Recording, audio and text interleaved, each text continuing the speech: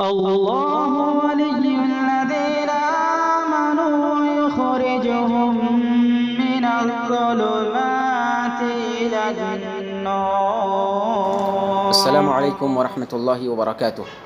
الحمد للہ والصلاة والسلام علی رسول اللہ وعلی آلہ وصحبہ ومن والاه وبعد.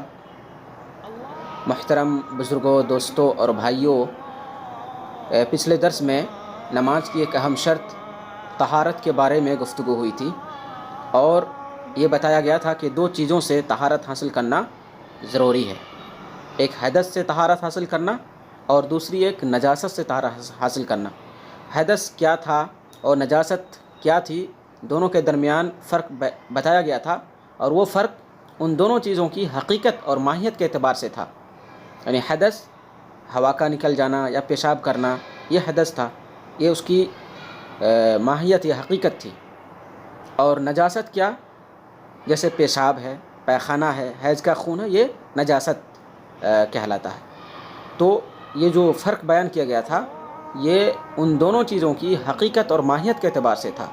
آج کے اس درس میں انشاءاللہ العزیز ان دونوں کے درمیان حکم کے اعتبار سے کیا فرق ہے اسے بیان کریں گے. سب سے پہلا فرق حدث اور نجاست میں یہ ہے کہ حدث دور کرنے کے لیے ہمیں نیت کرنی پڑے گی. بغیر نیت کے ہمارا حدث دور نہیں ہوگا، ہماری معنوی ناپاکی دور نہیں ہوگی. حدث سے یا معنوی ناپاکی سے پاک ہونے کے لیے ہم وضو کرتے ہیں، یا اگر حدث اکبر لاحق ہے تو ہم غسل کرتے ہیں. تو وضو کرنے کے لیے نیت شرط ہے، ضروری ہے جمہور اہل علم کے نزدیک. اور اسی طرح سے اگر پاکی حاصل کرنے کے لیے ہم غسل کرتے ہیں، یعنی جنابت کے بعد یا احتلام کے بعد، تو وہاں بھی نیت ضروری ہے. پاکی حاصل کرنے کی نیت ہونی چاہیے. اور نیت دل کے ارادے کا نام ہے، اس کے الفاظ نہیں ہے، کلمات نہیں ہے. نیت دل میں ہوتی ہے. دل میں یہ نیت ہو کہ ہم وضو کرنے جا رہے ہیں، پاکی حاصل کرنے جا رہے ہیں.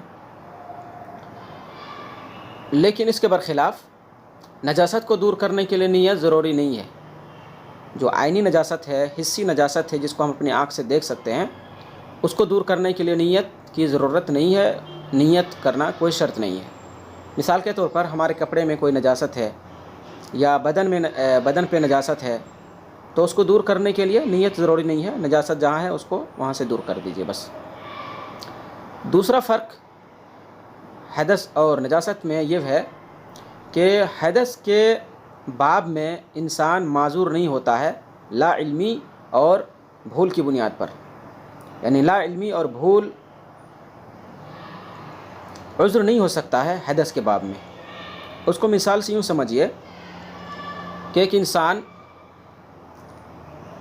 ظہر کی نماز پڑھنے کے بعد قرآن کی تلاوت کر رہا ہے یا یوں ہی ذکر اذکار میں مشغول ہے.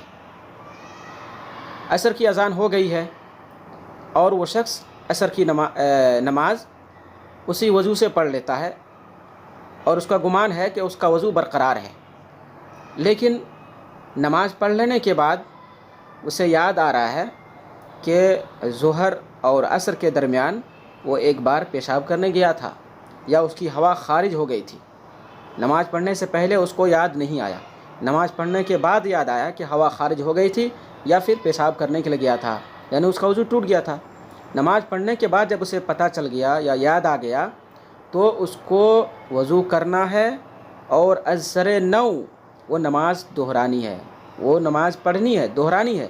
جو عصر کی نماز اس نے پڑھ لی تھی اس اعتقاد کے ساتھ کہ اس کا وضو ہے، لیکن نماز کے بعد اسے پتہ چلا کہ وضو نہیں تھا، تو اس کو وضو بھی کرنا ہے اور وہی نماز دہرانی ہے. بھول یہاں پہ عذر نہیں ہوگا. اس کو ایک دوسری مثال سے ہم سمجھتے ہیں کہ ایک شخص اونٹ کا گوشت کھایا ہے، لیکن اس کو پتہ نہیں تھا کہ یہ اونٹ کا گوشت ہے. اس نے گائے کا گوشت سمجھ کے کھا لیا، اور اس کا وضو تھا. جب وہ اونٹ کا گوشت کھا رہا تھا اس کا وضو تھا، پہلے سے وضو تھا. تو اسی وضو کی بنیاد پر وہ نماز پڑھ لیتا ہے. نماز پڑھ لینے کے بعد اسے پتہ چلتا ہے کہ جو گوشت اس نے کھایا تھا وہ اونٹ کا گوشت تھا. تو اونٹ کے گوشت کھانے سے راجح قول کے مطابق وضو ٹوٹ جاتا ہے، تو گویا اس کا وضو ٹوٹ گیا، تو اس کو وضو کرنا ہے اور پھر وہ نماز دہرانی ہے، جو نماز اس نے اونٹ کے گوشت کھانے کے بعد اسی وضو سے، پرانے والے وضو سے پڑھ لی تھی، وہ نماز دہرانی پڑے گی۔ یہاں پہ بھول اور لا علمی عذر نہیں ہو سکتا ہے، کیونکہ یہ حدث سے پاکی کا جو باب ہے یہ مامورات کا باب ہے، یعنی اللہ رب العالمین نے ہمیں حکم دیا کہ ہم وضو کر کے نماز پڑھیں گے، یہ امر ہے، آرڈر ہے اللہ کی طرف سے، اور امر اور آرڈر کے سلسلے میں آدمی کی بھول یا اس کی لا علمی عذر نہیں بن سکتی ہے۔ اس کی دلیل یہ ہے کہ اللہ کے نبی صلی اللہ علیہ وسلم نے ایک آدمی کو نماز پڑھتے ہوئے دیکھا، اور یہ دیکھا کہ اس کے قدم میں ایک درہم کے برابر ایک چمک ہے، یعنی وہاں پانی نہیں پہنچا، تو آپ صلی اللہ علیہ وسلم نے اسے دوبارہ وضو کرنے اور دوبارہ نماز پڑھنے کا حکم دیا۔ فَأَمَرَهُ النبی صلی اللہ علیہ وسلم أَن يُعِيدَ الْوُضُوءَ وَالصَّلَاةَ، تو آپ نے اس شخص کو دوبارہ وضو کرنے اور نماز پڑھنے کا حکم دیا، کیونکہ جب وضو کر رہا تھا تو اس کے قدم کا تھوڑا سا حصہ، معمولی حصہ نہیں بھیگ پایا تھا، تو جب قدم کا تھوڑا حصہ نہیں بھیگا تو اس کا گویا وضو مکمل نہیں ہوا، اور اسی وضو سے وہ نماز پڑھ رہا تھا، تو بغیر وضو کے گویا وہ نماز پڑھ رہا تھا، تو آپ نے دوبارہ وضو کرنے اور دوبارہ نماز پڑھنے کا حکم دیا۔ یہ نہیں کہا کہ جب تمہیں علم نہیں تھا اس کا، یعنی قدم کے اس معمولی حصے کے بھیگنے کا علم نہیں تھا تو تم معذور ہو۔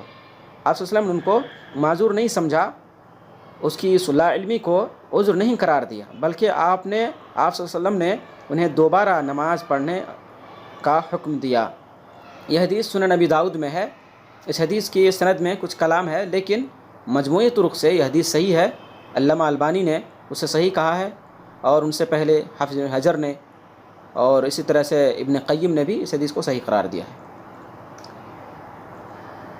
لیکن اس کے برخلاف، یعنی وضو کے برخلاف، یعنی حدث سے پاکی حاصل کرنے کے برخلاف نجاست ہے، تو نجاست کے باب میں آدمی کی لا علمی اور بھول عذر بن جاتی ہے۔ نجاست کے باب میں عینی نجاست یا جو ظاہری یا حسی نجاست ہے، اس باب میں آدمی معذور ہو جاتا ہے۔ اگر آدمی اس نجاست کو بھول گیا ہے یا اس نجاست کا علم نہیں تھا آدمی کو، اور لا علمی کی بنیاد پر اس نے نماز پڑھ لی ہے، حالانکہ اس کے بدن میں یا اس کے کپڑے پر نجاست تھی، تو اور نماز کے بعد اسے پتہ چل رہا ہے، تو اس کی نماز ہو جائے گی، دوبارہ نماز پڑھنے کی ضرورت نہیں ہے۔ اس کی دلیل حضرت ابو سعید خدری رضی اللہ تعالیٰ عنہ کی حدیث ہے، جو سنن نبی داؤد میں ہے، حدیث نمبر 650، اور یہ حدیث صحیح ہے۔ اللہ کے نبی صلی اللہ علیہ وسلم امامت فرما رہے تھے، حضرت جبریل علیہ السلام آئے اور آپ کو یہ خبر دی کہ آپ کے جوتے میں گندگی ہے۔ آپ صلی اللہ علیہ وسلم جوتا پہن کے نماز پڑھ رہے تھے، تو آپ صلی اللہ علیہ وسلم کو خبر ملتے ہی، یا جیسے حضرت جبریل نے بتایا کہ آپ کے جوتے میں گندگی ہے، آپ صلی اللہ علیہ وسلم نے اپنا جوتا اپنے بائیں سائڈ میں رکھ دیا۔ جب صحابہ کرام نے آپ صلی اللہ علیہ وسلم کو اپنا جوتا بائیں سائڈ میں رکھتے دیکھا، تو صحابہ کرام نے بھی اپنے جوتے نکال کر بائیں سائڈ میں رکھ لیے۔ نماز سے فارغ ہوئے تو آپ صلی اللہ علیہ وسلم نے پوچھا کہ آپ لوگوں نے اپنے جوتے کیوں نکالے؟ تو صحابہ کرام نے کہا کہ ہم نے آپ کو جوتا نکالتے دیکھا تو ہم نے بھی جوتا نکال دیا، ہم نے سمجھا کہ کوئی شاید اب جوتا پہن کے نماز پڑھنا ممنوع ہے۔ تو آپ صلی اللہ علیہ وسلم نے فرمایا کہ ایسا نہیں ہے، میرے جوتے میں گندگی تھی، مجھے اس کا علم نہیں تھا، حضرت جبرائیل نے نماز ہی کے دوران مجھے بتلایا کہ آپ کی جوتے میں گندگی ہے، تو جیسے انہوں نے بتایا میں نے اپنا جوتا الگ کر دیا۔ اور آپ صلی اللہ علیہ وسلم نماز پڑھتے رہے، آپ نے نماز ترک نہیں کی۔ وجہ استدلال یہ ہے کہ آپ نے گندا جوتا پہن کر کچھ نماز کا کچھ حصہ پڑھ لیا تھا، تو آپ نے وہ حصہ نہیں دہرایا یا نئے سرے سے آپ نے نماز نہیں شروع کی، بلکہ جیسے حضرت جبریل نے ان کو آپ صلی اللہ علیہ وسلم کو بتایا ویسے آپ نے جوتا نکال دیا اور نماز پڑھتے رہے۔ اگر گندگی کے سلسلے میں ہماری بھول یا لا علمی عذر نہیں ہوتی تو پھر آپ صلی اللہ علیہ وسلم نئے سرے سے نماز پڑھتے یا اس نماز کو دہراتے، تو آپ نے نماز نہیں دہرائی۔ معلوم یہ ہوا کہ وضو کے باب میں وضو کے لیے بھول یا لا علمی عذر نہیں ہے، یا غسل کے لیے بھی نہیں ہے۔ جبکہ اس کے برخلاف نجاست میں بھول اور لا علمی عذر ہے۔ یہ دو اہم فرق ہے۔ ایک تیسرا فرق یہ ہے کہ حدث سے پاکی کے لیے ہمیں مخصوص اعضاء دھونے پڑتے ہیں، یا غسل کے لیے بھی پورے بدن میں پانی بہانا ضروری ہوتا ہے،